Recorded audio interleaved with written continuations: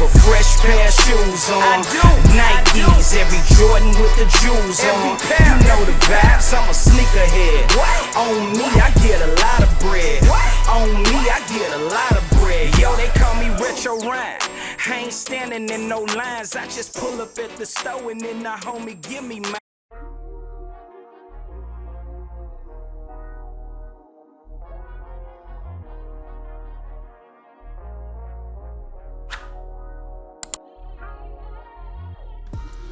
Welcome everyone to another edition of Yo, It's the Kicks.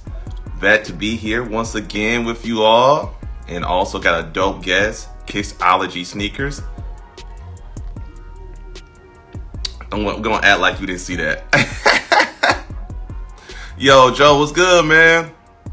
What's good? Man, hope everything's going well on your end, dog. Yeah, I mean the past week, I would say, specifically the past 24 hours been crazy in the hip hop world. Oh yeah, yo, thanks for reminding me with that, right? So I definitely had to show my man Joe Rilla some love, and also my man T at Fat Caps. Got the dope hat, man, with a dope collaboration they did. Still crispy, as you see, Joe. It's still crispy, dog. So shout out to my man Joe Rilla, man. Him and T both designed the hat. So this is probably one of my favorite collaborations within the past 3-4 years. Loved it. Loved the whole design. The layout was really dope. So definitely had to give the Caps some flowers for real. And we got a dope guest. Got Kicksology Sneakers. He's a dope content creator. Huge fan of his. So excited to have him on the show today. And also, like I was talking about, within the past 24 hours, it's been crazy in the hip hop world. I absolutely love it. I really do. It's bringing bars back. I feel like this the battle that we all wanted.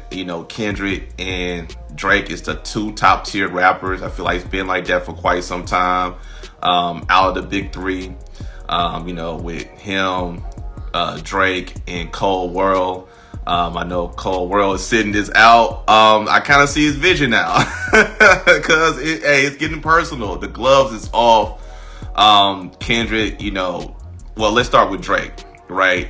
Or we can start with Kendrick because Kendrick dropped 6/16 on Friday, if I'm not mistaken, Friday morning, and Drake followed that up with Family Matters. Both dope tracks. I love the tracks. Gonna start with 6/16. I love the samples, an Al Green sample, more of that that boom bap rap. That the purists all love, and Kendrick just rapping. He's not doing a lot of different voice changes.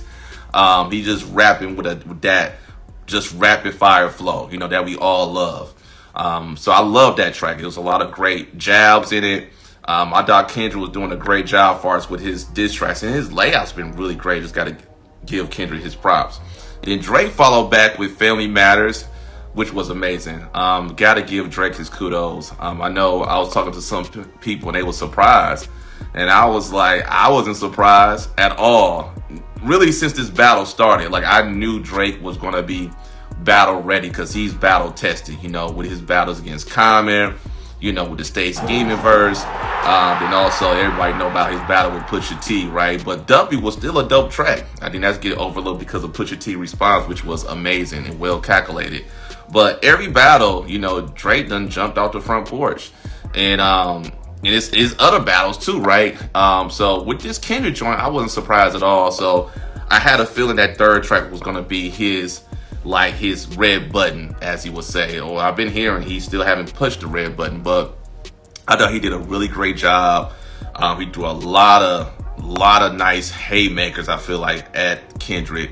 The beat was dope, 3 different beats, and he was going at Rick Ross, The Weeknd, A$AP Rocky, Metro, Future. I might be missing some other people as well, but he was going at everyone. Basically, it was a continuation of Push-Ups. And I really like this. I feel like this is his best track in the whole back and forth with him and Kendrick and everyone else in the industry. So I thought Drake did a good job, but Kendrick, he counterattacked. What's up, Bouncy? Did you just send a request? I didn't know if you meant to hit that, but did you want to go on live? I mean, Kixology haven't came on yet, so I mean, you could definitely go on live if you want to. But I will say, like I was mentioning, Drake did a really great job. It was a great layout. He dropped a video. It was creative. It was well thought of. I thought he did a good job of counterpunching with Kendrick. I know a lot of people are saying, like, is this true, that true? We don't know. I know he mentioned Kendrick's allegedly, right? Allegedly, abusing his wife. His fiance. We don't know if that's true or not. So those are serious allegations, right? Serious allegations. He mentioned that twice in the song. When it comes to battles, right? It's really, you could throw out a lot. And a lot of your most infamous battle raps, even in the battle rap world with URL and stuff, it's a lot of lies that go on, right? But it's all about that perception. If you throw that lie out and you use it right, people's gonna believe it. They're gonna run with it instantly, right? We have seen that in numerous battles, right? Then over time. So, but I feel like Drake had to do that. He really did, because it's really no chink in Kendrick's armor. We know him as the good kid in the Mad City. He really never had no dirt on his name, flew under the radar. So it's kind of similar to what Pusha T did with Drake. Kind of painted Drake to be, not a father, I would say a deadbeat father, right? That's what he painted him as to be. But, and he has some other haymakers. I really feel like that second verse on Family Matters was really amazing. That was my favorite part of the song. Like, A$AP Rocky, he got it the worst. I feel like Rocky got it the worst. I feel like he got it even worse than Kendrick, because he was just throwing some darts at A$AP Rocky. The flow changed. Weeknd caught some shots. Cash caught some shots. Weeknd manager. Rick Ross. It was just really, I feel like the others, they caught some shots, man. But then Kendrick counterattacked it like instantly, like within minutes. So Drake couldn't have that time to kind of like soak in his glory, soak in that W he thought he had. That night he thought he was gonna have Friday night, and also the whole weekend. But Kendrick did a great job with counterattacking with Meet the Grams, which is produced by The Alchemist. The beat is really amazing. It's an eerie beat. It sounds like a scary movie. That's what it sounds like Kendrick's narrating a scary movie, kind of like Alfred Hitchcock. You could hear his tone change. It's kind of stoic. His voice, he's narrating a movie for you, in different scenes. He had multiple scenes. And that was really different, right? When it comes to battles, I feel like when it comes to mainstream battles, and he executed perfect. He really did. I will say, I do believe, this is my personal opinion, and this is not facts or not, but this is how I feel. I really do feel like it is a mole in the OVO camp, because how he was able to counterattack, Drake's track with Family Matters. Then the title, Meet the Grams. It's like, it's that family theme. So he's like, okay, you gonna attack my family? Say that my child is not mine, it's my man's, Dave Free, and I'm abusing my wife? Okay, I already got the drop on you. He mentioned it in 616. He actually mentioned it in the second diss track that he dropped earlier this week. He kept running with that theme as well. Like, hey, do you want to play? Do you want to continue to play? Do you want me to continue to force my hand? He was warning Drake, like, I'm going to force my hand. And I feel like this was all calculated. And I feel like he knew about the diss. With Family Matters, I feel like he even alluded with, how Drake was trying to throw dirt on his family name. He actually mentioned it in the last verse. And that could be going back to Push-Ups as well, because he did mention his fiance Whitney with the Bodyguard line. But I do feel like throughout that track, he was talking about how Drake is this is what he do, right? This is what he does, you know what I'm saying?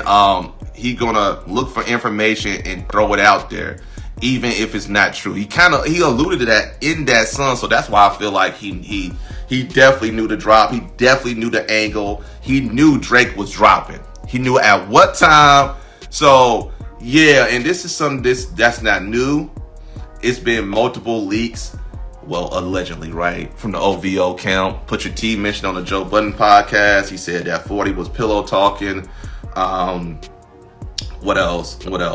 Kendrick. We hear from Kendrick now, right? Then the push-ups to roll out with that. How it was leaked. They said it was leaked from someone in the OVO camp. So I definitely do feel like someone is giving Kendrick information, right? I know I've been hearing rumors that Drake sent a mole so he could give Kendrick false information about, the daughter reference that Kendrick brought to the world about him hiding his daughter. We'll see. I know a lot of people say, where the proof at? You feel me? Like, where's the proof that he have a daughter? I know Drake denounced those claims. But we just got to see. It's remained to be seen. I think true or false, that narrative is still going to be out there. That's a narrative that Drake is never going to leave from him, unfortunately. Pusha T started that narrative, with him hiding his son and not being present in his son's life. And that's something that Kendrick have hit on as well, as far as with fatherhood and parenthood. That's something it's a sensitive topic for Drake as well, when it comes to him growing up and his father not, being in the same household with his mom, and them just growing up together, just him and his mom. So, that's something from his sons, from what I was getting from his previous sons. This is what I'm getting. I'm not saying it's true, but this is from what I'm getting, that he wanted to erase that narrative, and now he have that same narrative of what was painted as his father. He does, So it's a lot of layers, man. I do feel like Meet the Grams is probably the best track out of all the back and forths. Like, that track is like, after you listen to that track, you like, hey, I need to get my life right. I need to go to church. I need to go to church. Like, it's dark. It's like he went nuclear. If you look at it, I've been telling my associates and my friends, I was like, when it comes to West Coast artists, you don't want to battle them. Like, cause they have no chill at all. We have seen from the past with Ice Cube, No Vaseline, one of the best diss tracks of all time, arguably, right? You could say, if someone said No Vaseline was the best diss track, I'm not even mad at that, right? Then we know about Pac, we Hit 'Em Up, right? And other diss tracks as well from Pac, Bomb First. We know about when Snoop knocked down the Twin Towers in the New York video, how Snoop addressed the New York audience at the Source Awards, and also Death Row Records with Suge Knight. Eazy-E when he was going against Dr. Dre, real motherfucking G's, right? Which is, rank up there too as some of the best diss tracks. The Game, 300 bars, his back and forth with Meek Mill, and a whole list of other rappers. He went at Joe Budden when he first, got signed with G Unit. A whole crew of rappers, right? And all of his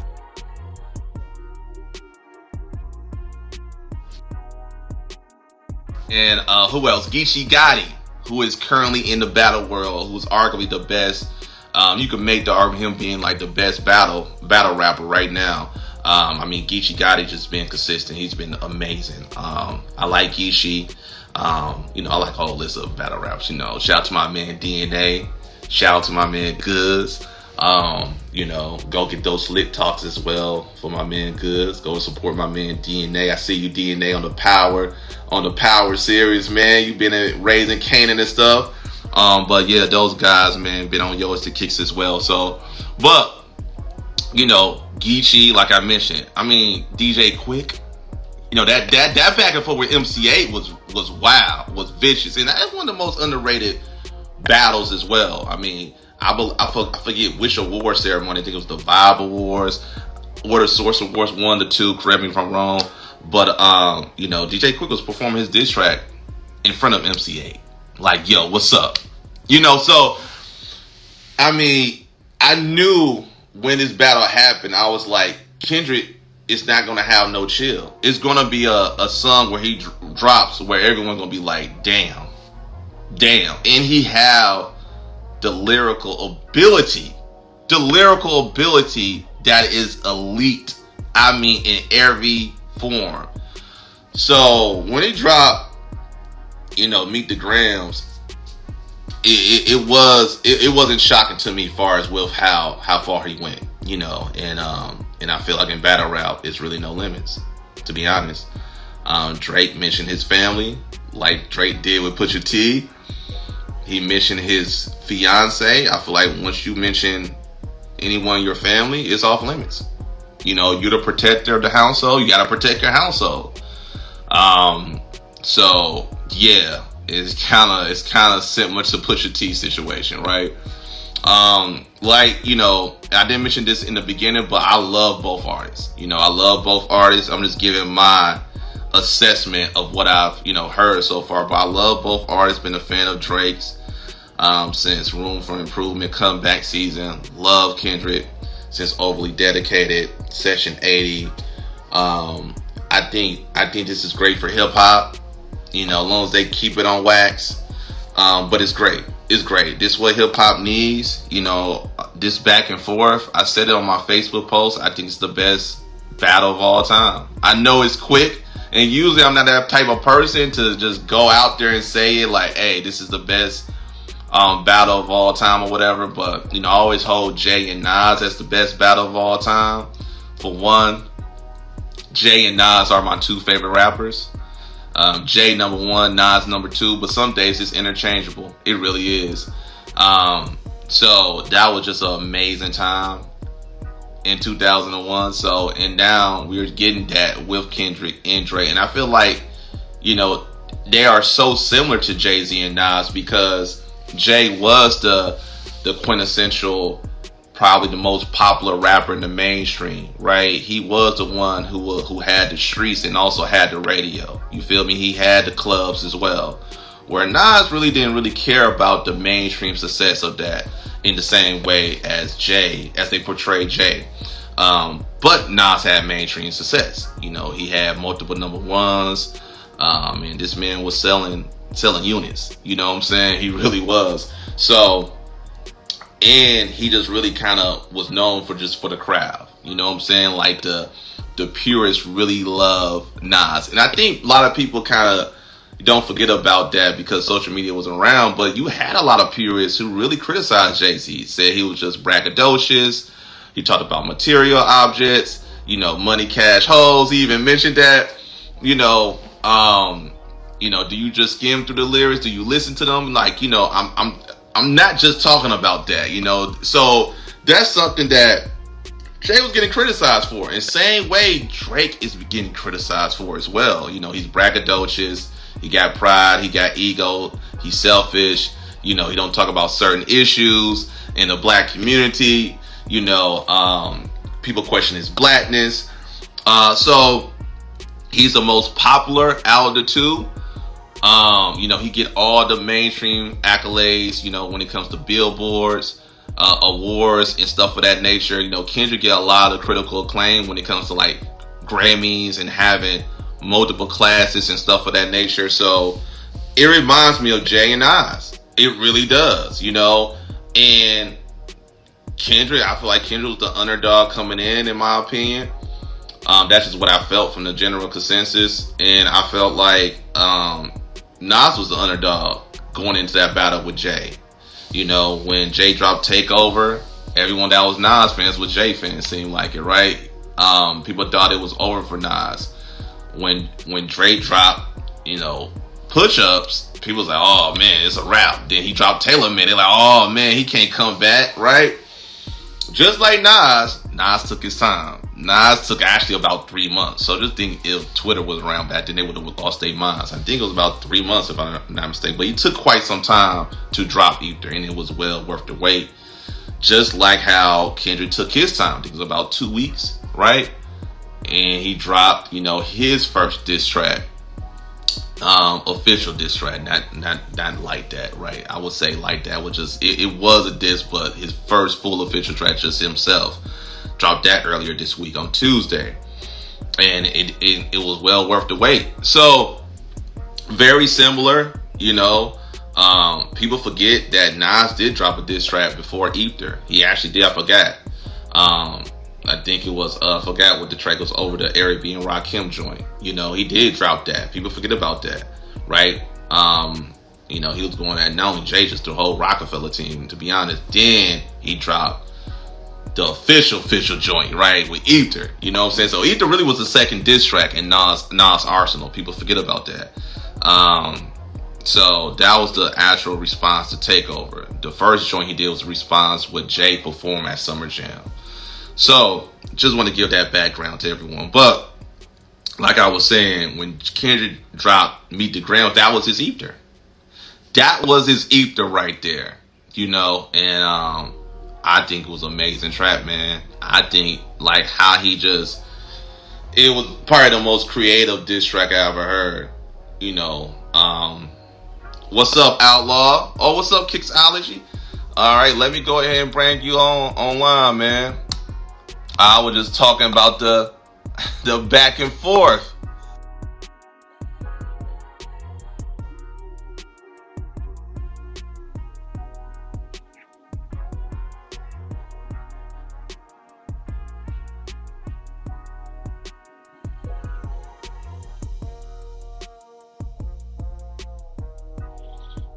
Let me try it again. Let me send you an invite and see if that works. I just sent the invite.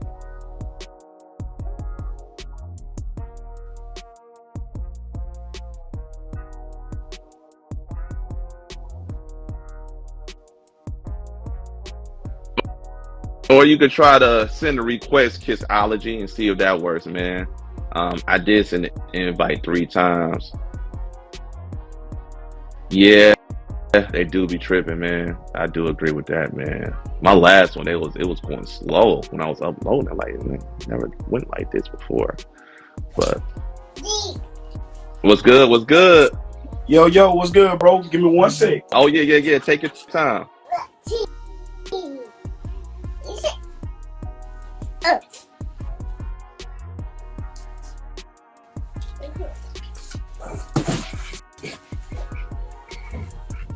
What's up, everyone? I see a lot of people tuning in right now. Welcome to Yo, It's the Kicks with Kixology Sneakers. It's your man AB. I know before Kixology came on, I was talking about what was going on within the past 24 hours, within really the past week in the hip hop world. I think pretty much everyone knows what's going on right now with Drake and Kendrick Lamar. I feel like Drake is going against everyone, to be honest, but it's been really a great back and forth. I'm entertained as long as it just stay on wax. But great tracks from both of them, with Family Matters from Drake and Meet the Grams from Kendrick. And also, if anyone have any questions or want to put anything in the comments, feel free to do that. Kendrick's up 3-1. You know what? I do have Kendrick up as well. What's up, Kixology? How you doing, man? I'm good, man. How are you, man? I'm doing good. Is that, correct me if I'm wrong, is that TSU hat you got on? Is that TSU? It is. It's a Texas Southern. Yeah, Texas Southern. My fault, Texas Southern. I was thinking about Tennessee State University since I'm in Nashville. Okay, Texas State. That's the other TSU as well. All right, man. How you doing, man? I'm good, man. I'm good. It's been a morning. Yeah. But I'm blessed, bro. I'm alive. I'm ready to go. I'm excited. That's good, man. Thanks for coming on the show, man. Excited to have you on the show. And thanks for everyone for joining in. It's Yo, It's the Kicks with AB with Kixology Sneakers. And man, let's go ahead and start from the beginning. Man, what were some of the sneakers that started your passion for the sneaker culture growing up? Oh man.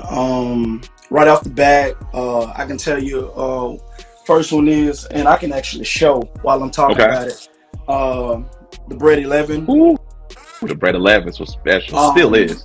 It's a special sneaker to me, right? Mm-hmm. It's one of those shoes that To me, it fully represents Michael Jordan and what he was all about. Yeah. Right? When I think of this shoe, it's literally synonymous with MJ. And growing up, you know, I think most of us were big fans of MJ and wanted to, you know, be like Mike, you know, in a way. So this is one of those sneakers that it was highly, highly coveted for me. But I couldn't afford it as a kid. Yep. You know, my mother couldn't afford it. Dad couldn't afford it. You know, it was one of those type of situations where it's really the typical sneakerhead story, right? Where you're not able to afford certain shoes, and when you get old enough, you're able to go get the sneaker, you know, when you actually make your own money. But this was one of those shoes, man. One of those big sneakers for me that basically started my love for it. And I really wanted this shoe for the longest, and when it came out in 2019, it was a must cop. Another one, man, I can keep this going. Another one is the Cool Gray. Cool Gray is another classic. Cool Gray 11s. First seeing them back when in I believe it was high school. This was at a time where I was just beginning to get a little money because I had just got a job. And basically this was one of those sneakers, bro, that I just really wanted it. But even though I had a job at the time, I still missed the release and wasn't able to get this sneaker. So it's just very big. This one was a polarizing sneaker to me as well. I wanted it bad, and this was one of those ones again that when I was old enough and able to cop it on my own, man, I went and got it. But if you can't tell, the theme is going on right now. I'm a big fan of the Jordan 11. Big fan of the Jordan 11. Monumental sneaker. So yeah. And one of the last ones, I gotta bring this one up because it's a few sneakers that inspire me, but these three were like big on the list. Another one was the Flint 13s. Flint 13s. Me and my homie were just talking about the 13s yesterday. Yes, it's really a big sneaker where we from in Tennessee. Okay, it really is. Okay. Yeah, man. Right. Yeah, man. Flint 13s down here in Shreveport, they have a significant kind of story back when I was growing up. So let's go back. When I was probably this had to be, you know, middle school, like basically a train was driving a bunch of these to the city, and it was actually knocked off. It was robbed down here. And one of the guys that basically took them, he ended up selling them locally. And basically a bunch of the sneakers the kids were rocking at school, at Fair Park High School, specifically because that's where the kid went. And basically, bro, it became this huge deal. Everybody rocked these shoes early, but bro, it became this big investigation. The FBI, all kinds of people got involved, and do you know they confiscated everybody that had the shoe on inside of the school? That's crazy. And that story is still here on the Shreveport Times website, and actually the anniversary of it probably is coming up real soon.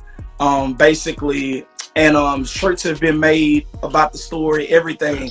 But forever, this is known as the Train Station 13. It was a highly coveted sneaker down here where I'm from. And you know, it was one of those shoes that basically it was like almost kind of scandalous if you had it at the time. You know what I mean? But you know, tying it into that story, it's just one of the cleanest shoes ever, man. It's comfortable. 13s are just amazing.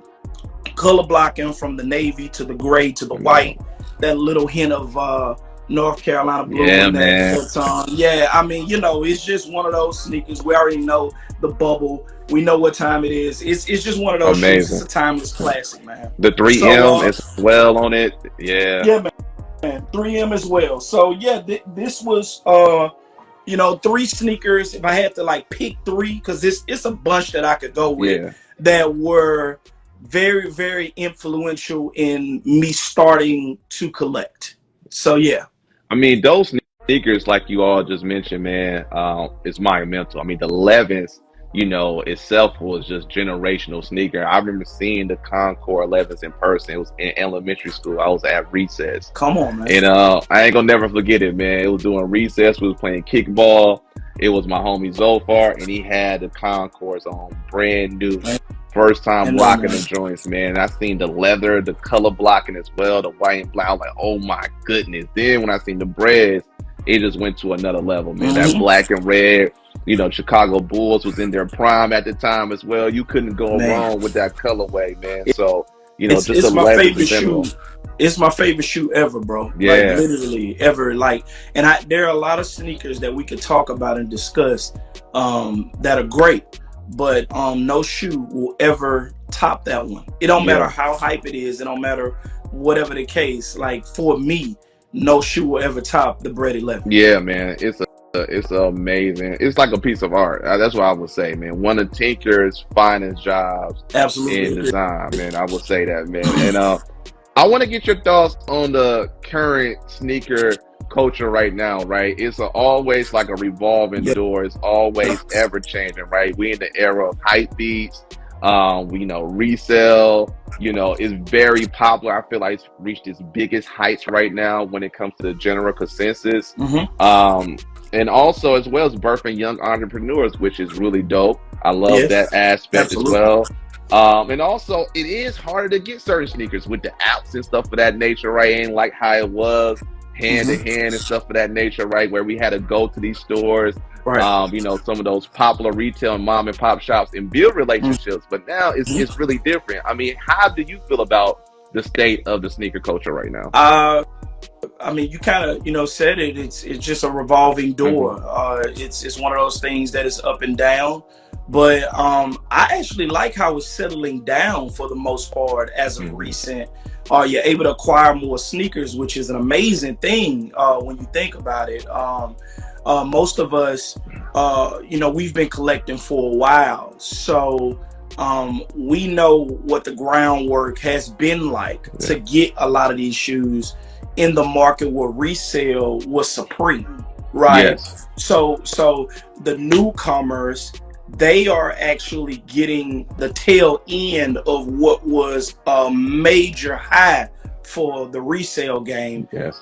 You're starting to get sneakers for retail again. Yes, you really are. I'm being honest, and it is amazing time right now if you are just joining into the sneaker game, because you're able to get shoes like back in the day when you were able to walk in the store and actually see retros and say, hey, give me a size, you know what, and they could go to the back and go grab those sneakers. So I love where it's headed. Me personally, as a collector, I love where it's headed because, you're able to get a lot of these shoes, man, that you wouldn't have been able to get. Now, of course, the hype sneakers are still going to be outrageously high, but I think that a lot of these retros, man, and me personally, I'm what you would call OG lover / hype beast. Yeah, I'm not all OG because that would be a lie. I love some hype as well.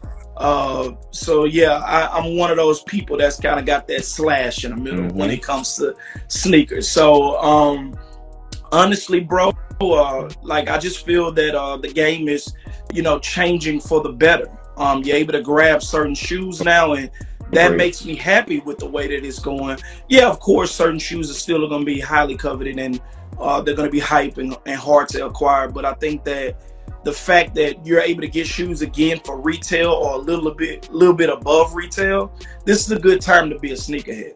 Yeah, I agree. That's what's really dope. That I really love about it right now is that you can always get sneakers that you missed out on when you was younger, right? Yes. And also, like, for example, think about the military floors, right? Yes. They're going to drop in a large quantity. They're going to be just sitting on a shelf, I feel like, in my opinion. They drop like an overload of them. So it's a lot of them out there. It's a lot of them out there. And I'm seeing that with other sneakers as well, especially a lot of the retro 90 sneakers from Nike and other brands as well, Reebok with the questions.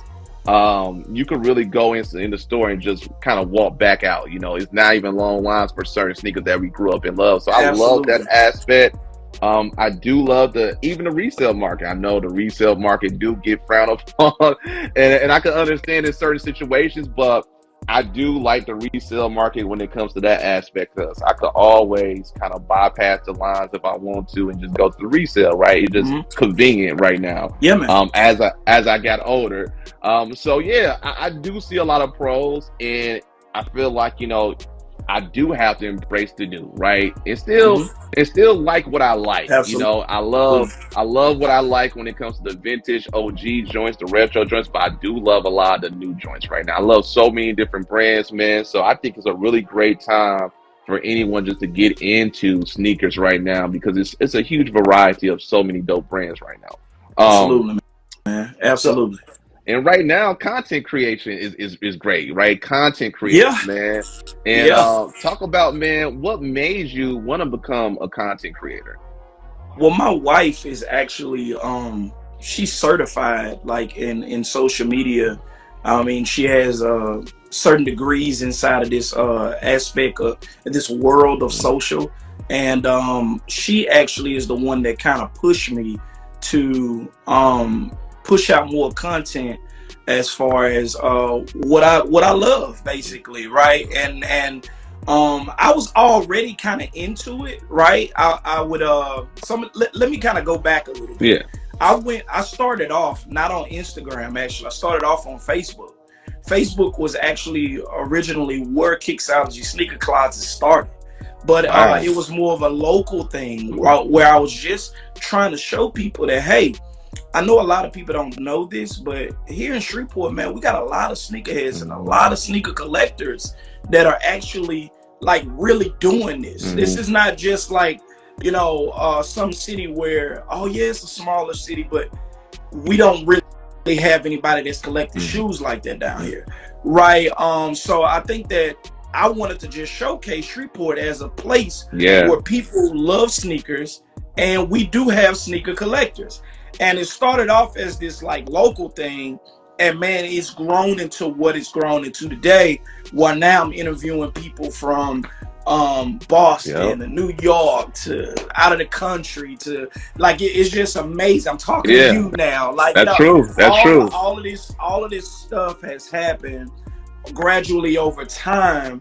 But yeah, man, I was inspired by my wife to literally get started putting out more content, not only about my love for sneakers, but my love for family, my love for God, like incorporating all of that into my content daily. And bro, that's what you see today. I grew up inside of a family, all of us, right? My mom, my dad, my older sister, older brother, and my little sister who's passed away now. She passed when I was 14 years old. Sorry to hear about that. All of us, appreciate you, brother. All of us, our names are started with the letter R. My whole family, everybody in. So it's Rosie, Ray Jr., Rayla, Ryan, and my little sister was Rosalind. So all of us with the letter R. But the reason I'm bringing up my family is because, bro, every day was like an episode of whatever your favorite sitcom was, family wise. We had that energy. It was a mixture of all those family shows growing up. And what I mean by that is, bro, it was constant laughter. Constant jokes, constant humor, constant being funny every day. So in a way, like I almost became like a child actor with you know, just trying to make my family laugh. It started off with stuff like that. And what I wanted to implement inside of my content is not just, again, my love for sneakers, my love for God, my love for family, but I wanted to incorporate humor, because that's what I came up on. I came up making people laugh. I came up making my mom, my dad laugh. And one of the things is, a lot of people online didn't know that side of me. Yeah. But I wanted to show off, like, bro, like, this is really me, y'all. This is who I am. I'm a goofy guy. I love to laugh. I love to be funny, and I love to enjoy making people laugh. So my content was birthed. It was born based off of all of those things in that pot of gumbo. I'm Louisiana, so of course I'm gonna say gumbo. Hey. In that pot of gumbo, yeah, it was mixed together and it became what it became, bro. So content now has become, I mean, especially when it comes to sneaker content, it blows my mind with some of the amazing things content creators are doing online right now. Yourself, 80 Sneaks, Mr. Kingsley, man, QC, Kiki, I mean, man, it's so many others. Yeah, it's a lot. That I fail to mention, but y'all know I love everything that y'all do. It's just a bunch of y'all, man, that are doing amazing things, and I'm just enjoying supporting y'all because I'm one of those type of guys, man. I'm not like a gatekeeper. I'm not one of those guys that it's just to himself, and I don't want to see others succeed. I want to see everybody succeed. Just because I'm working hard and trying to make this into a living, I don't want anybody to think that in my pursuit of greatness, I'm trying to stop y'all light from shining. Like, at the end of the day, man, I want y'all to thrive just as much as I want to thrive.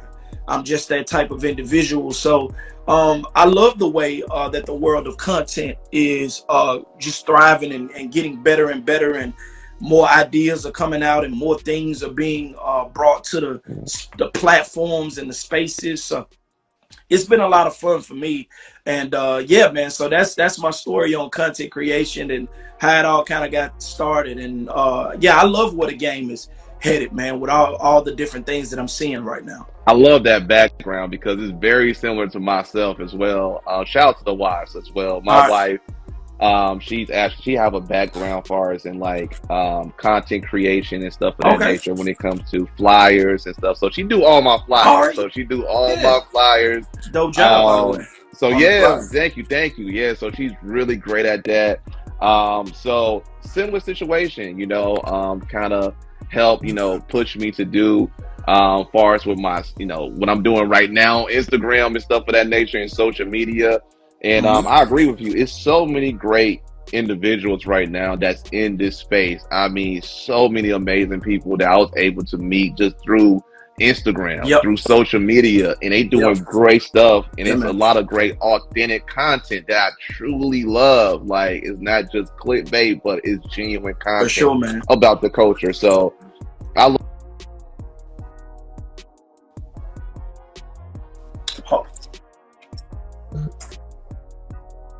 a lot of dope material right now that we seeing in the culture. And I want to talk about as far as parenthood, because I love that about your reels. That's something that stands out because I'm similar to that. I know you mentioned everyone in your family, like far as your siblings, start with R. In my household with my two daughters, my wife, it's all A's. That's crazy. Yeah, my daughter name is Ava Marie. My second daughter is Anessa. My wife's name is Amanda. And my first name is Albert. So in our upcoming son, who's going to be born probably any minute now. But congratulations, bro. Thank you. Appreciate that. He's going to be the third, Albert the third. So awesome, man. Yeah. So keeping that constant alive. Keeping it alive. You already know, keeping it alive. Yeah. So I love how you implement familyhood. I love how you implement, just your family as a whole, parenthood, your son as well. And it is a huge balance with that. How do you balance that, right? Far as with the family, when it comes to your content, and also still buying sneakers, right? So, because I be having to kind of, okay, I'm gonna get this particular sneaker, So, man. How do you balance all of that? Still. Well, it's my logic is know your priorities. Yes. Right. As long as, and I think that my wife would definitely, no, I don't think, I know she would agree with this. I know she would agree with this. As long as you take care of what's most important, which is bills, anything your family may need, things of that nature, and you save money before you purchase, you should be fine. My logic has always been that. The way that I can balance it is by making sure that all the bills are paid and all of the things are squared away as far as my family, things emergency wise, and putting back money as far as savings. And it also helps, I can be honest with you, that I got blessed with an amazing job opportunity. I've been there a little over 3 months now, working for General Electric. Oh, congratulations. So, thank you, bro. But one of the things is that I know what it was like to not have much. That goes from back when in my childhood, that goes from back when I had a job where I wasn't making this amount of money, and I was still able to find sleepers, which I have to kind of shed light on. Shout out to the show that me and Mr. Kingsley, that you've been, Kingsley. We've done the show together with Sleeper Kicks. A lot of the time when I was not with a lot of cash, I basically had to find a lot of shoes that were affordable. That's what built the foundation of my collection, affordable shoes. Basically, that's how it got broad, that's how it got bigger. But I would say, bro, that know your priorities. If you didn't get anything else from what I said on how to balance family, all the other stuff, know your priorities. Make sure that all your stuff is squared away. Make sure you save money. And then after you've done that, see what you got left. And from there, make your selection. I think that, it's not easy. I would never, call that easy, because there's shoes out there that you want more. Oh man, it's shoes. It's a bunch of shoes. But I think that you have to understand that patience is key also, because if you really, really want a shoe, you're going to have to be willing to put the effort in as far as looking for it, also saving for it, and preparing to pay resale in a lot of ways nowadays. That's so true. If you're going to do it, that's fine, because at the end of the day, you need to stack your paper, but your patience is going to be key. Don't just spend money, stack your paper, save, and man, if you really want that shoe, go after it. There's been plenty of sneakers that I've added to my collection that I just waited. I waited until it was my time to go cop it, and I went and got it. You know what I mean? So, a lot of people are not in my position, and I want them to know that it's okay, because I think that even if you don't have a lot of cash, there are sneakers out there that you can build your collection on until you do have the cash. Yes, that's true. So that's a great point. That's my thought process on it. That's the foundation of basically how I started collecting, bro. I basically started collecting from that knowing my priorities. And once I get everything squared away and everything's good to go and my wife's happy, basically, man, I go right to looking at what I want. I literally just did that. As a matter of fact, I went and got a sleeper because I knew I was going to be patient, because I really wanted the military blue force. So I chilled out until it was time for me to go and snatch those. And boom, literally they're on the way.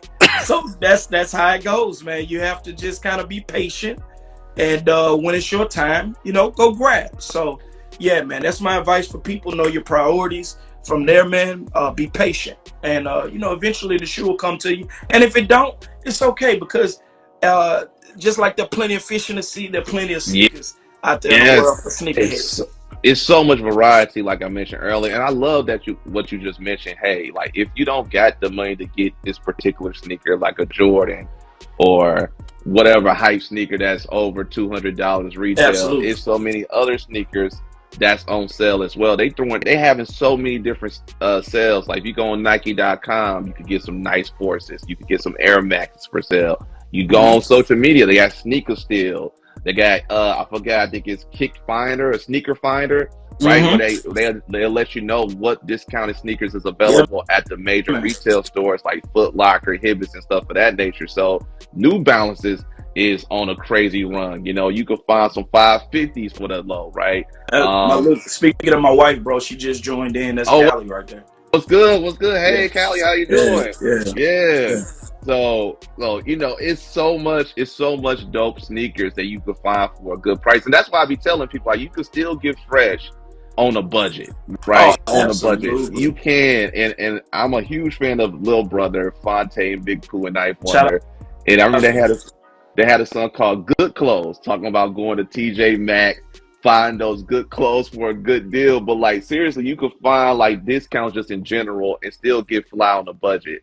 Yes, absolutely. You know, yeah, so I love that. I love that aspect, you know, because you got to budget your priorities. You got first. You got to put that first. So absolutely. So I love that aspect. And I love how you implement that as well in your reels. Thank you, bro. I appreciate you.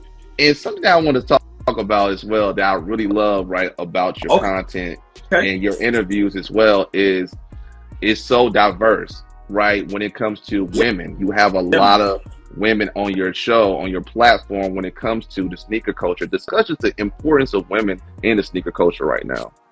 Man, it's very, very important. You know, women deserve their flowers. No pun intended. They deserve their flowers. And you know, I grew up inside of a household where my mother was very strong on being a gentleman, and also you know, showing support of women, and also just being kind towards women. And of course, I consider myself a guy that's a gentleman. I try to be a gentleman to my wife every day. But I think the importance of women is, in this case, men dominate this field of sneakers, right? But we really don't. Yeah. Because women are absolutely killing it right now in this space as well. I agree. And I felt personally, when I first started doing interviews online, women weren't getting the praise that they deserve as far as the content and being collectors that I felt like they deserve. So one of the things that I wanted to do, I wanted to be different. I didn't want to do the typical where every episode was a male dominating the sneaker culture and him with his collection. Because at the end of the day, bro, we know we have sneakers. But there's a lot of women out there that don't get a lot of love in collecting. And I wanted to showcase that it's a lot of women really killing a lot of the guys out here when it comes to the sneakers, man. All facts. Yeah. All facts. And I agree. You know, I felt like I did a good job in incorporating and balancing the two. Not just men, but also highlighting women.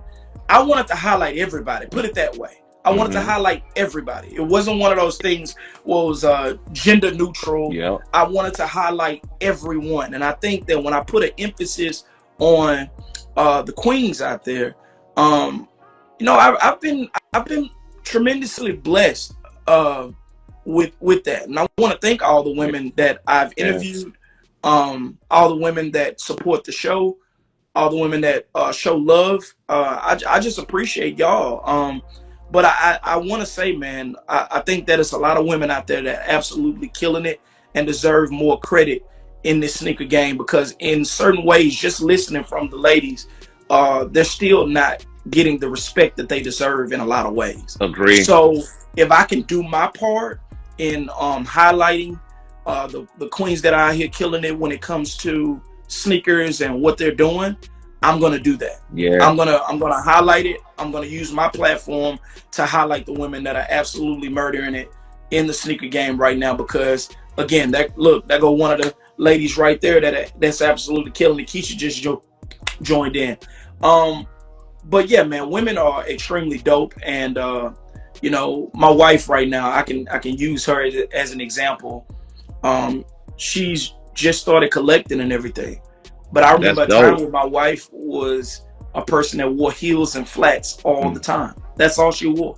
But when she met me and she saw how I truly loved the sneakers, man, it changed her.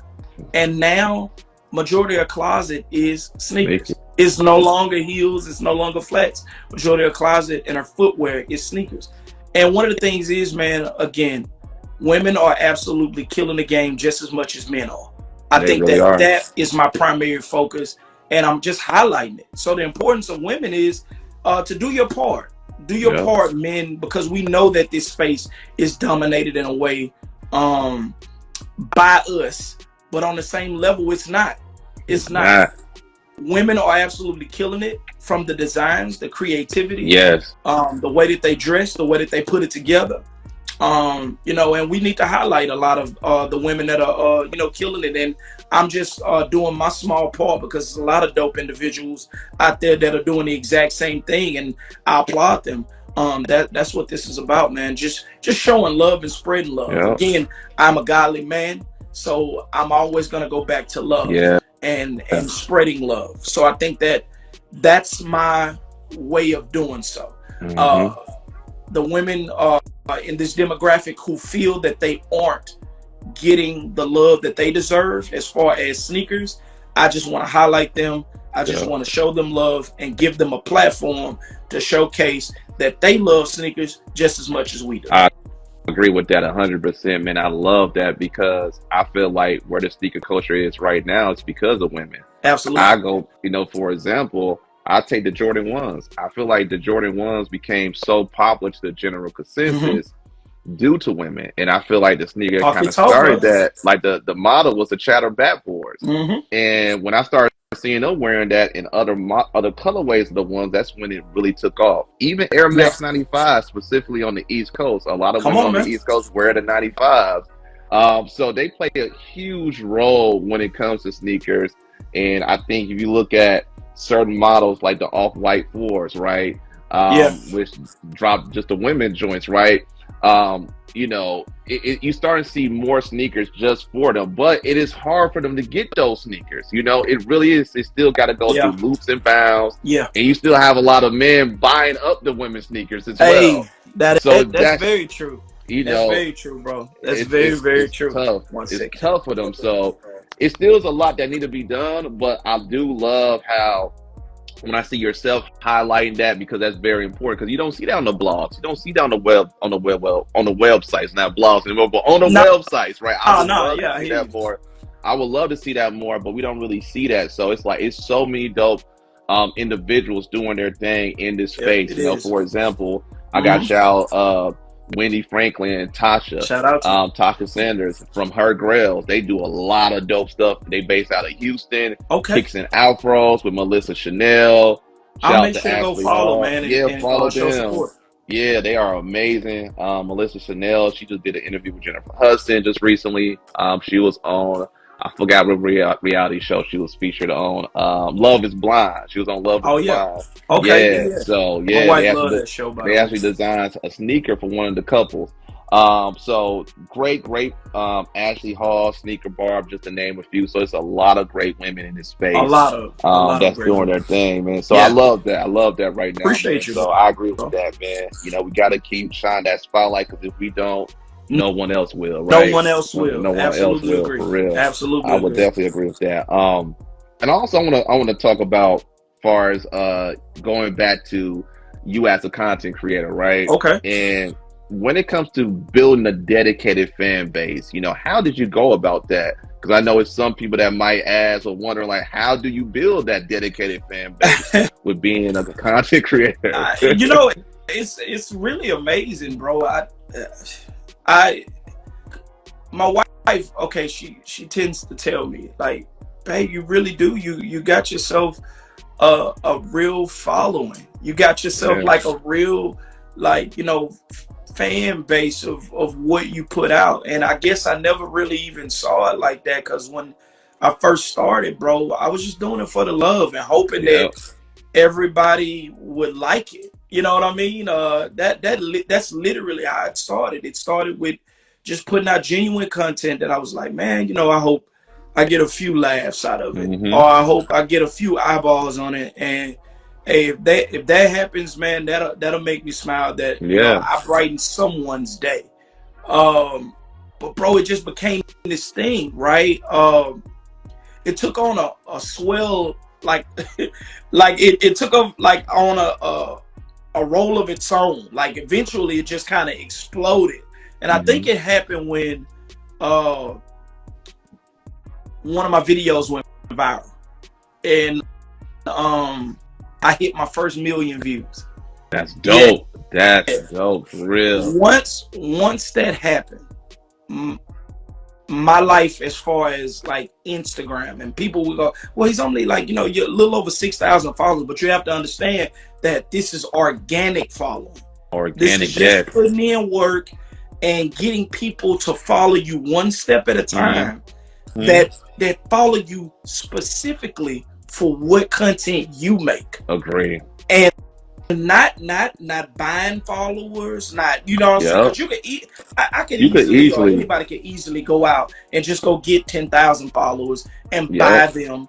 And right, I have 20, let's just say I have 20,000 followers if I wanted them. But no, I didn't want it that way. I wanted to get it out of the mud, and I wanted to really, really work hard in my space, in my craft, when it comes to the sneaker and content creation, and just see what it would do for me.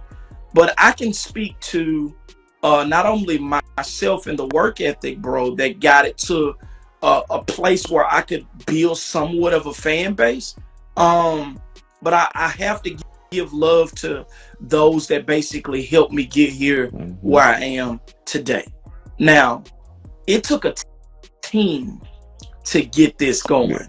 I'm not gonna lie to you. It took a team to kind of get this going to a higher level, right? Because at first I was just doing little small videos here and there, like no thought process going into it. It was just freestyling it. Yeah, exactly. having fun. Just freestyling, bro, just having fun.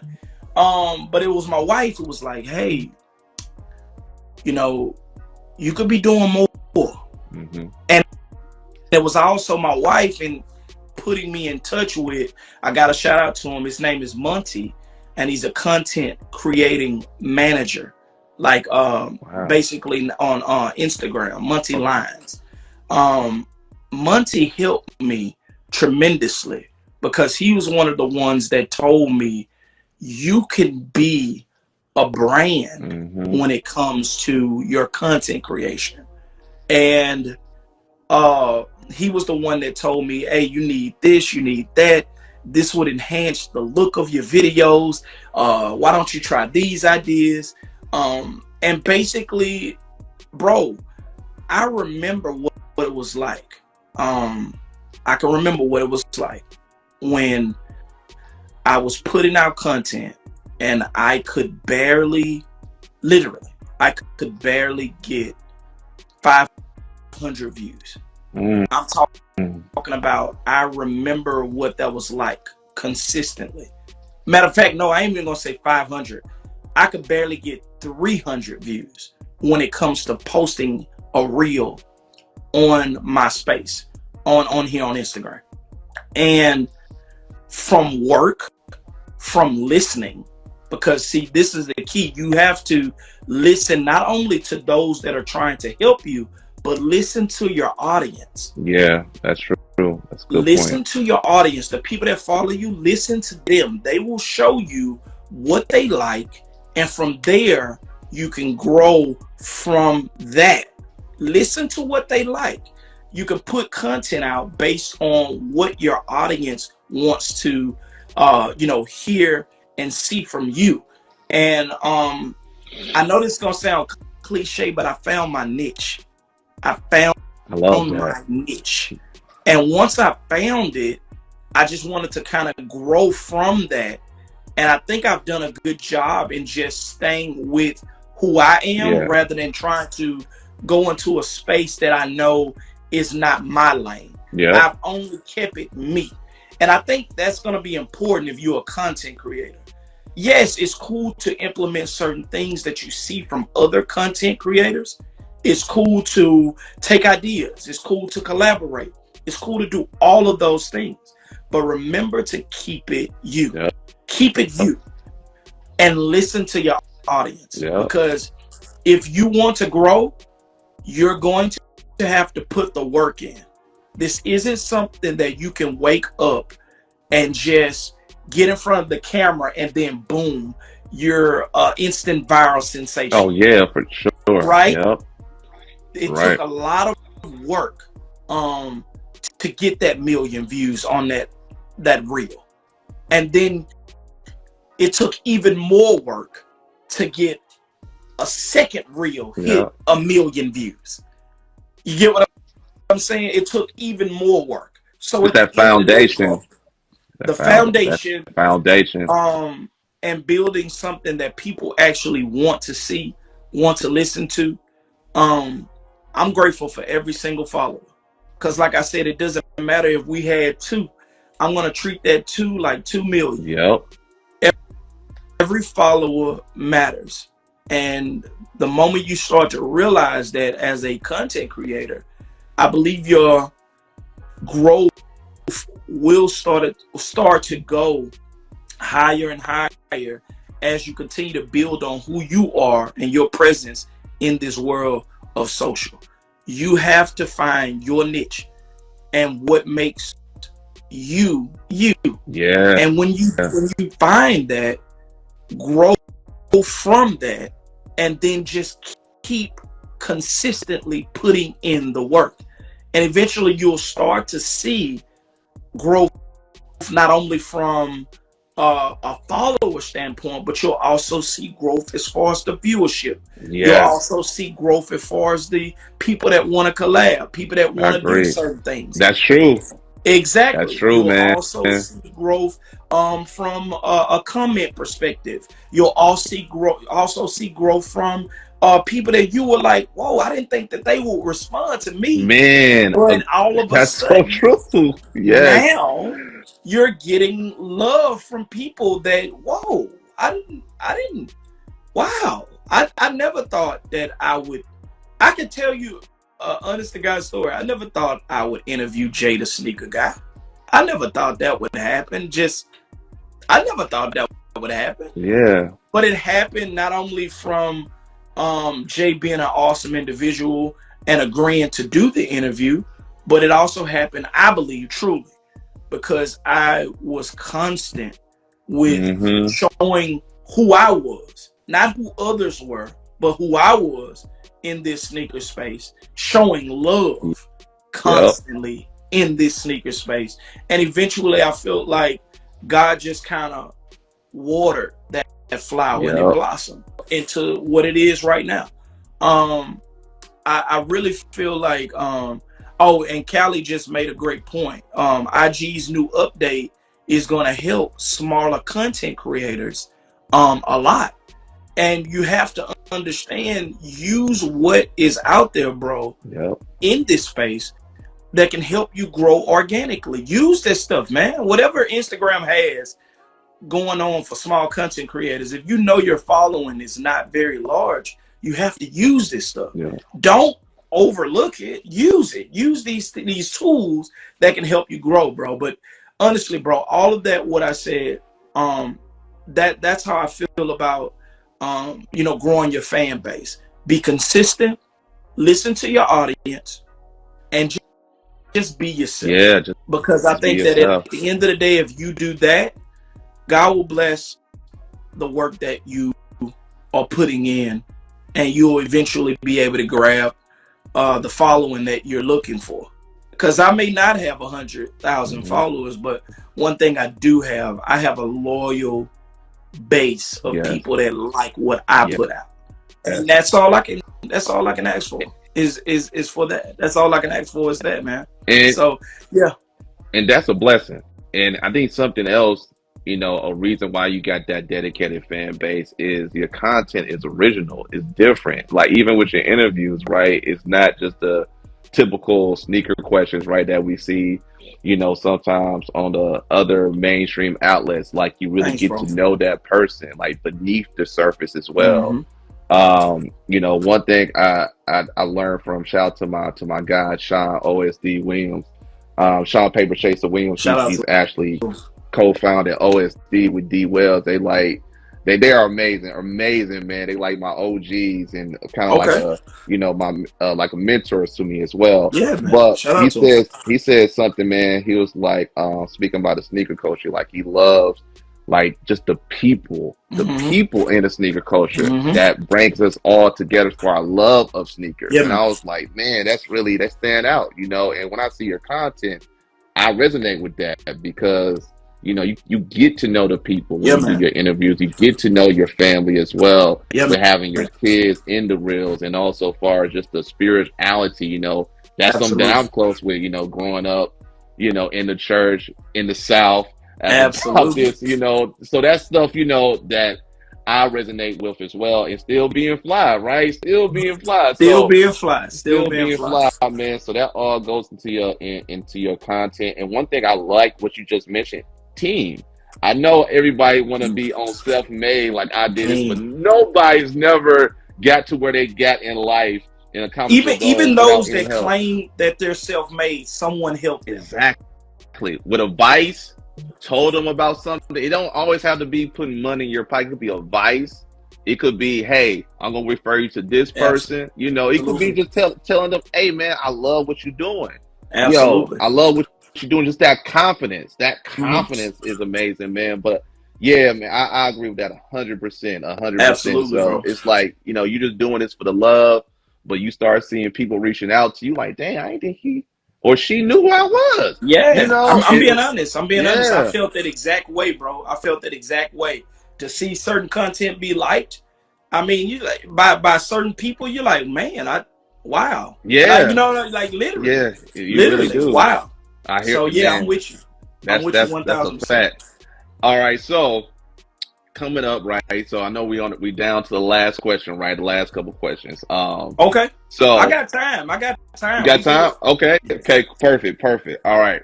So this Saturday is open for you, bro. This Saturday is open for you. Perfect. I love that. Okay. All right. Perfect.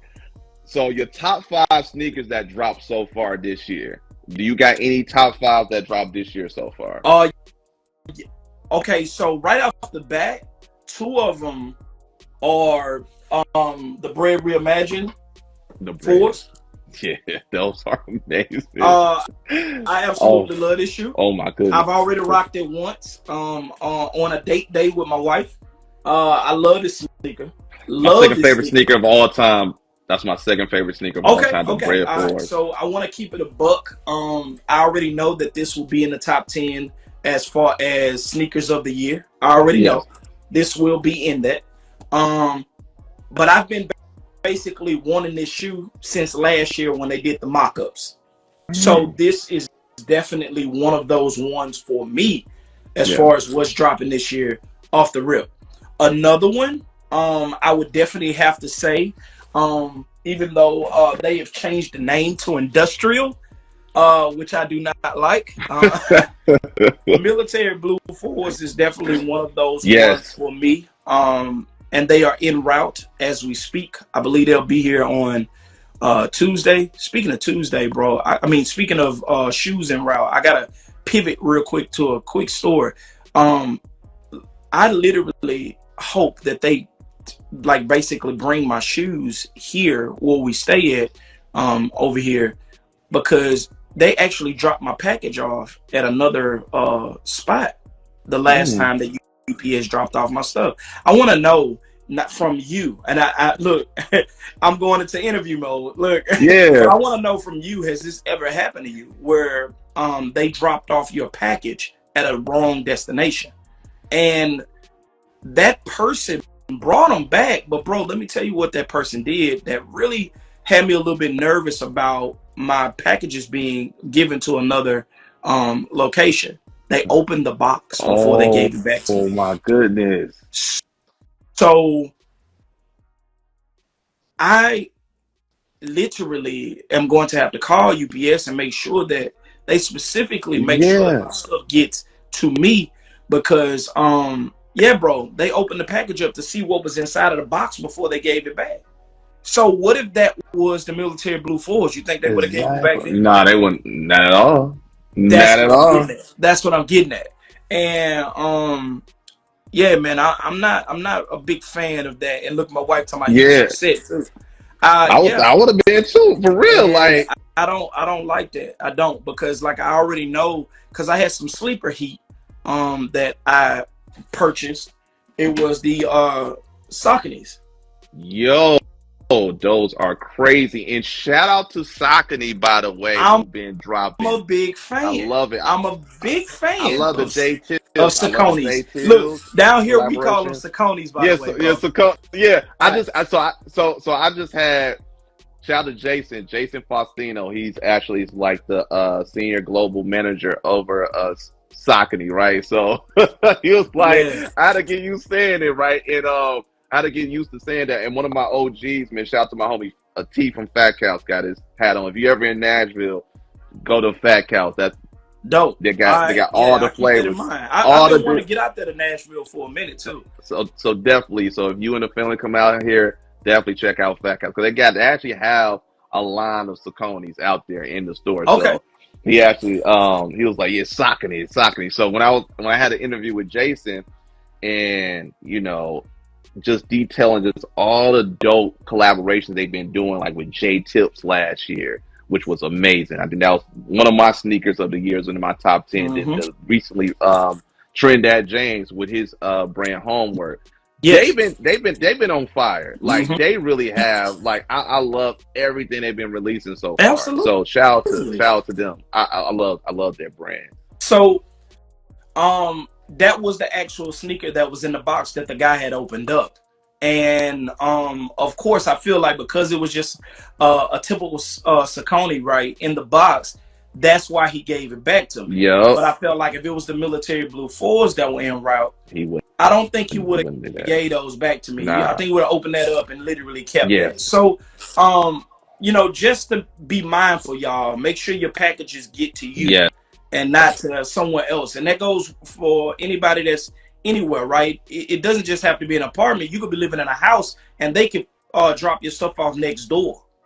My point is that, make sure that they are coming to your residence, or give them another way to, get your package. Have them keep it at the facility or something like that, to make sure that you can get your stuff and nobody touches your stuff.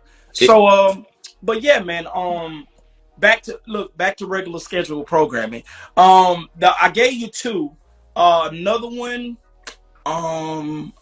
So, and you said thus far, like that have already dropped. That's all. Well, you could say I would say the ones that's going to drop the whole year. I'm going to say that. Okay.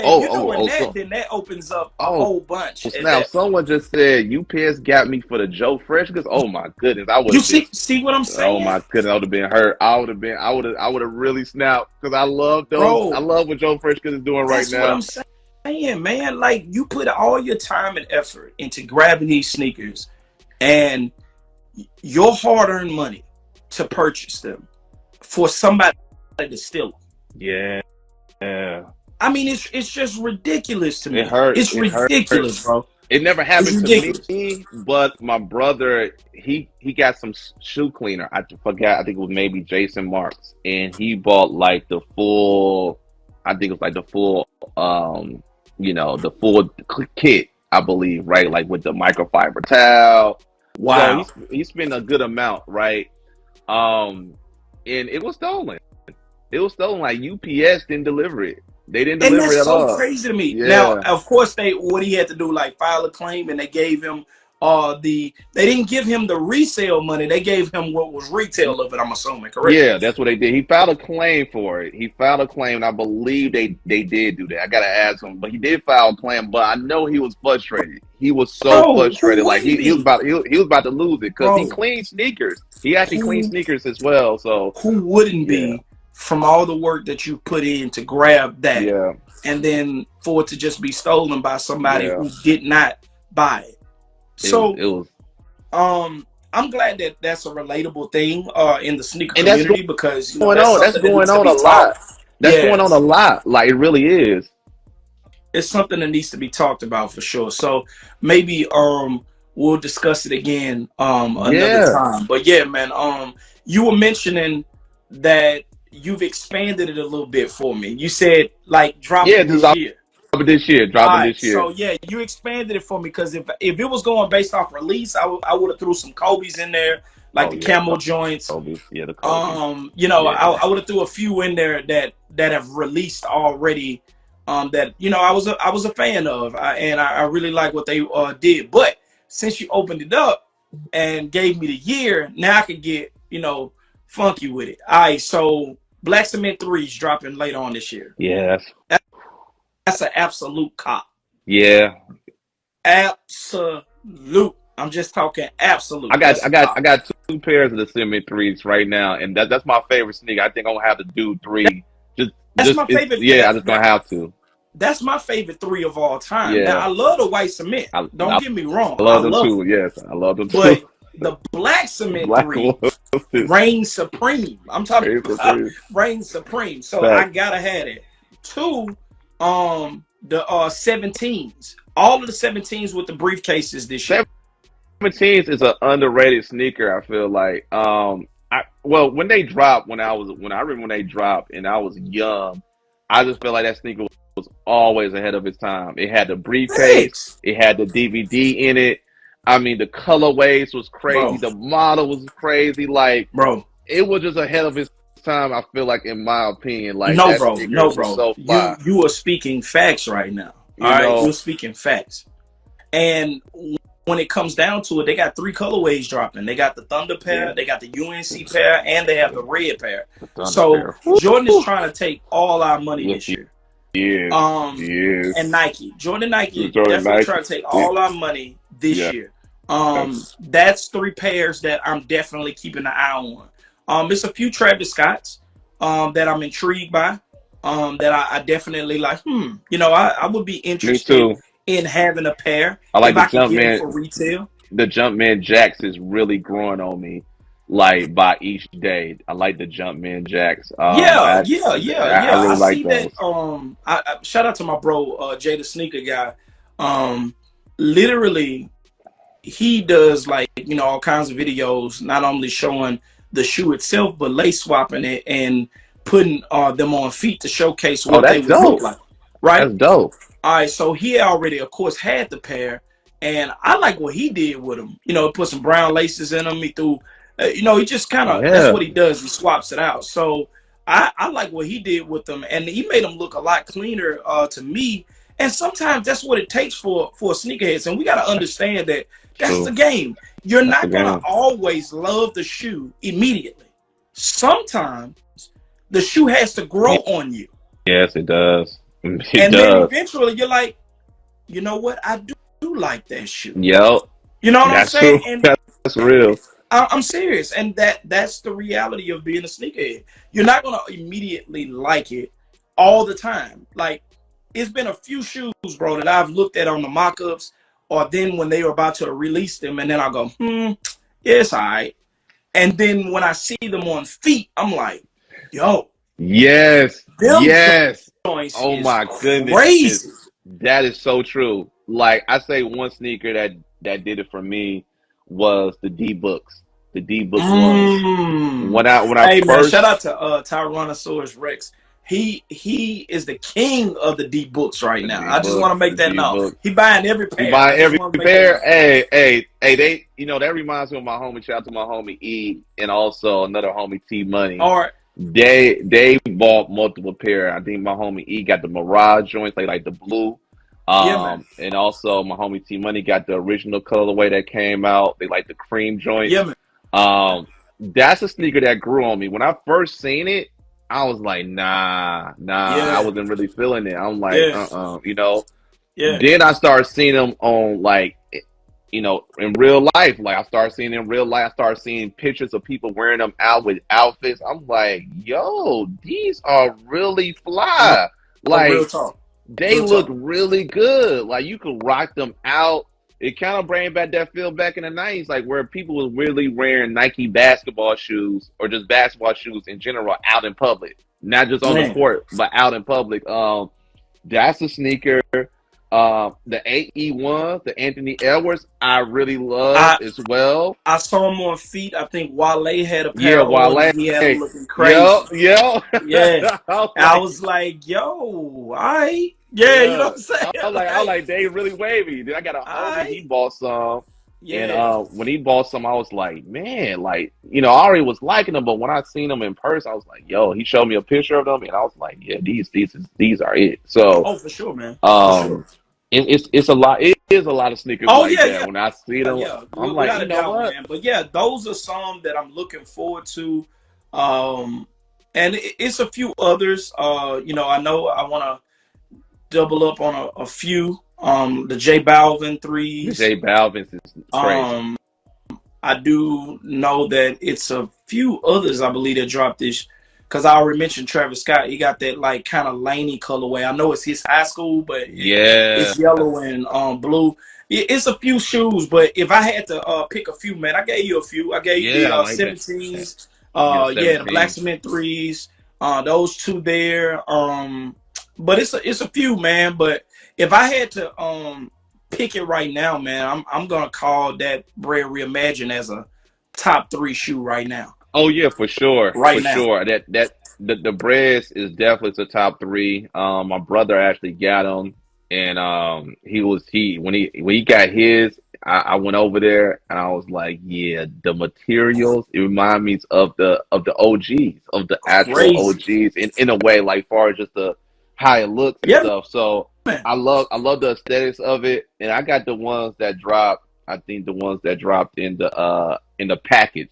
That's like Yes. back in like I think '08 that dropped in the package with the 19s. Yes. So I had mine, and mine still look good, but I was comparing them to the to the recent matches. I was like, yeah, Yeah, it's no no, I know comparison. what you mean. I know what you mean. It's no And look, comparison. that's It's not to none at say, I all. want to make this known. That's not to say that the OG pair isn't great because we know it's great. We Yeah, already know that. Like, we yeah, already know that the OG pair is it's great. great. But that doesn't mean that this new reimagined pair, all leather, isn't Yeah, just as great. yeah. And The all oh, leather I is forgot to tell you. I forgot to tell you. crazy. There's one more sneaker that dropped this year that I have to put in the like favorite releases Okay, this year. Trophy rooms. with the trophy rooms, yo. Shout out to Jordan Brand what they doing with the lows. All right. That the lows, so I love high tops, right? I love high top dunks, SBs, Jordan ones. I wasn't a fan of the lows at first, to be real. I'm starting to become a fan. My brother, my homie E, the trophy rooms is something serious. Bro. That kind of started making me really become a fan of the lows. Oh man. Like, yes.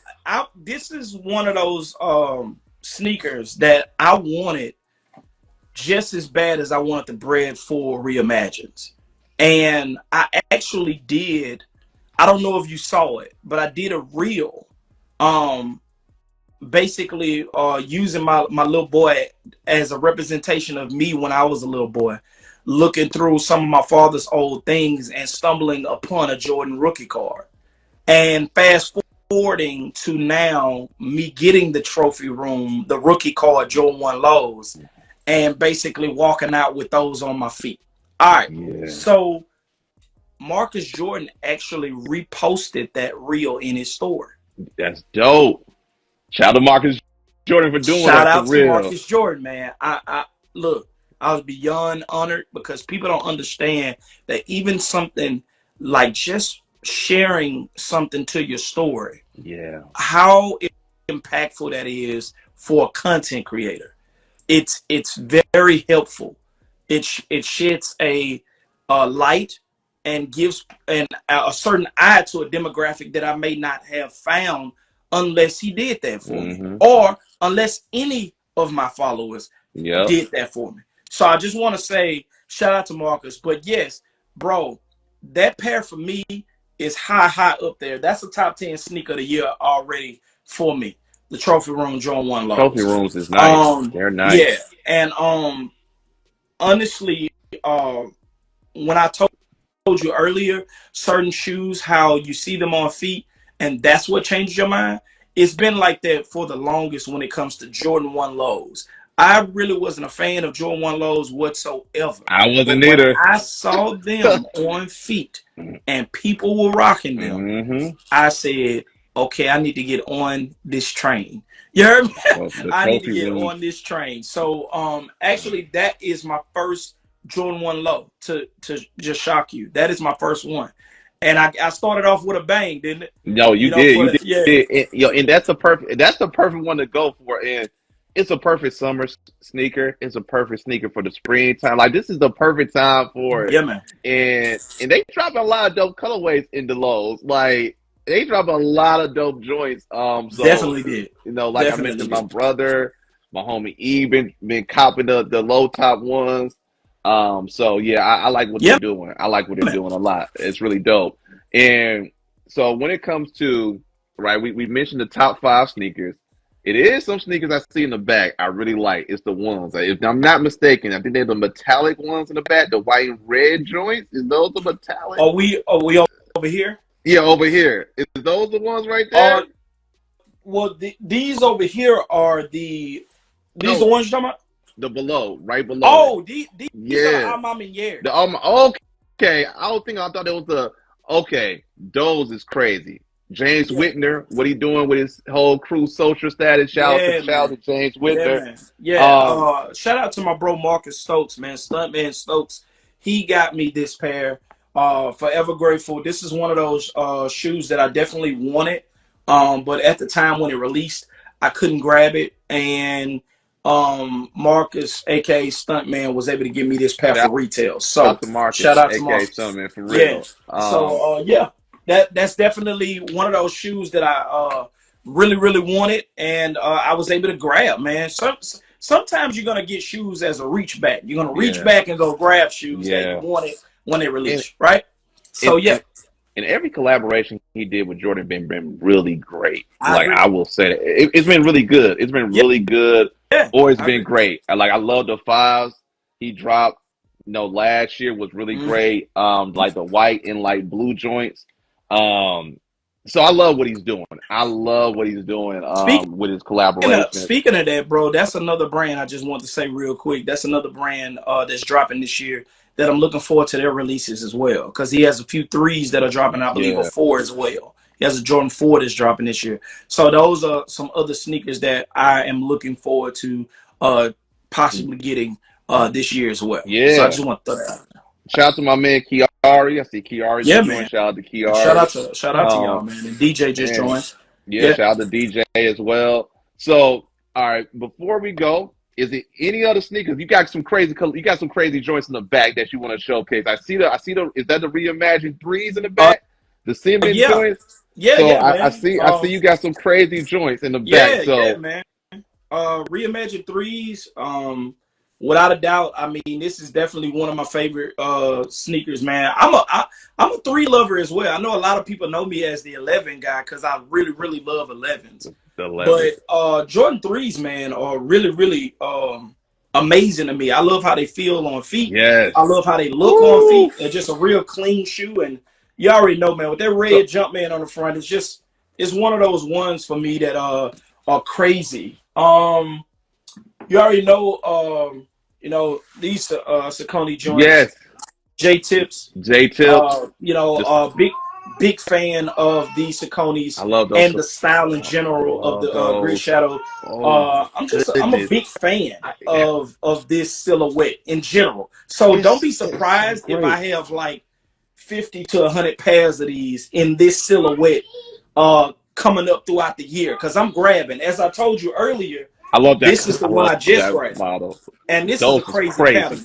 Those crazy. With the those are crazy. They are. Those are crazy. Oh my goodness. Yeah, I mean a bunkers pair, bro. Oh my goodness. And you know what? When you rocking those, you're turning heads because people's not used to seeing them in public. So come on, like, oh my goodness, I love those joints. That's what I'm on. I'm on different. Goodness. I don't have to, rock what everybody else is rocking. I got my own style. And I always tell people, man, like, be yourself. Like, what you rock is what you rock. You can't worry about what the world thinks is fresh. That's true. You have to worry about what you're confident in and what you're rocking And are you fresh to you? Are you fresh to you? I agree. What the dude that went viral say? So I ain't fresh. I ain't fresh, so I ain't fresh. You're right. I'm just saying. So that's a good what's point. another one? This one here is one of my faves. Flu games. Oh my goodness, the flu games. Definitely one of my most highly coveted. My wife actually bought these as an anniversary gift to me. That's love. Yeah. That's love. So this is one of my favorite shoes in my collection for sure. What's something else I can show before we leave, bro? Shout out to the wives once again, because my wife, she actually bought the Cement 4s for me couple years ago. She bought the Cement 3s as well for my birthday. The reimagined joint. Oh my goodness. Power Dunks. Yeah, the Power Dunks. I mean, the Dunks. I mean, Nike's been doing a crazy job with the Dunks. This is one of those pairs. Really, yeah. If you know, you know about these. And the colorway. The colorway is crazy on those. Like the Nick Face Dunks. The Nick Face Dunks. You know what? I haven't seen those out. So just seeing them right now, like crazy. Yeah, like the attention to detail. I'm telling you, man. I'm telling you. In the laces? Oh yeah, and these didn't come. These didn't come with the slimes. Like, these didn't come with the slimes. I just put them in because I feel like I want to be a monster in this sneaker game, so I had to put the slime laces in, bro. Man. Yeah, man. What's one more, man, that I can have some fun with? I'm actually wearing these tonight to the comedy show. Trophy Room 7s. Trophy Room 7s is I like what Marcus Jordan doing with the Trophy Room series, to be real. The Trophy Room 7s is really great. They kind of remind me of the DMPs in a way. Just, the colorway. Absolutely. When it comes to Trophy Room 7s. I love that. I'll show one more. Just to, show some love to the Tiana Taylors. The Tiana Taylors, the Rose joints. Rose from Harlem. From Harlem. Yeah, definitely a crazy pair. Crazy pair. I love the presentation. Like the rollout, the marketing she did, like those was crazy. Those was crazy. One of my favorite sneakers that dropped. Last year, I believe it was last year, the Rose from Harlem. Yeah, man. And just to show you a few pairs there. Yeah, and man. So I again, bro, I absolutely love sneakers. Got a passion for it. Yes. Got an ultimate love, not only for the sneakers themselves, but I got a lot of love for the sneaker community. And I gotta say, bro, you're doing amazing work in your space. I've been enjoying your content as well. I try to support every time that I see you going live or you're doing something. And I'm very, very grateful, to be on your platform today and to be asked to do an interview with you. It's an honor for me personally, bro. So thank you, man. Thank you so much for just believing that I am a person worthy enough to be interviewed. I appreciate you, man, and I'm grateful for this opportunity, bro. So thank you. No, likewise. Like, thank you for appearing on the platform. Thank you for taking the time out of your day. Like that's something that I truly appreciate. We got families, got our own personal life. So for you to take time out of your day to appear on this platform and have this amazing conversation means so much. And like I mentioned, I love your content. I love what you're doing, man. Stay blessed. And with you, man, so much success with you and your family as well. So, man, thank you so much. And also, man, got to stay connected as well. If I'm ever in Louisiana, I want to get back down there. I know I actually went to the NO back in 2015. My wife went down she was in Louisiana 2 years ago, just 2 years ago with her friends. So definitely, I love it out there, man. So, one thing for sure, bro, it'll leave you leaving with more pounds than you came. Yes, you're right. That's true, man. Hey, man, you can't go wrong with all the great seafood and all the food just in general. So, man. I love it, man. I love it. I love the vibes as well. So thank you so much. And thanks to everyone that tuned in. Yo, it's the Kicks. Everyone have a blessed day. love and live life. Peace. Amen, bro. Yeah. Hey, thank y'all for tuning in, man. Yeah.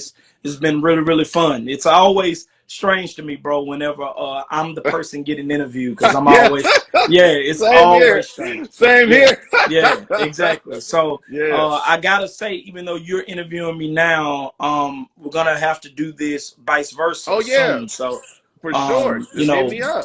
I will, and just to see what your schedule looks like, and we'll set it up sometime this year, man. Oh yeah, I love that, man. All Thank you right. so much, and take care, everyone. All right, man. Have a great rest of the day and great rest of the weekend. Peace. Peace.